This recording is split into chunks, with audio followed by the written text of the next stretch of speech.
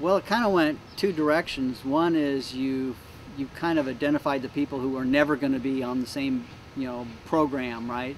And you identified the people who really had the talent and the skill, the energy, and the desire to go forward in the direction that the owner had set. So, in many cases, I work with family businesses. That was a total, there was a totally different set of dynamics there because of blood is thicker than water, believe it or not, and so many of the relatives were never going to be able to kind of get with the program, and they either had to be replaced or channeled into something that they could actually do.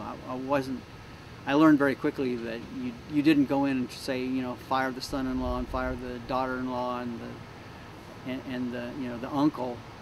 That just didn't work. But what I did learn was that if you got them in a role that they could actually do and do effectively, then everybody seemed to be happy. So then what would happen though? How would they notice, and how would you notice that your strategic plan was taking them to the next level?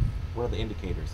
A couple things. One is for the first time they had some formal goals that they could set and review and see what kind of progress they were making. So they had a benchmark, right, for the first time, and it brought a discipline to the company that they had never had before. So you began to see that they were actually accomplishing what they said they were going to.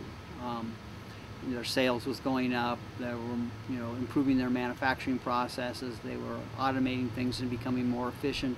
There were just all kinds of, areas, because we meticulously went through every area, functional area in the company, from accounting to manufacturing to operations to sales to whatever, and came up with goals that they were committed to.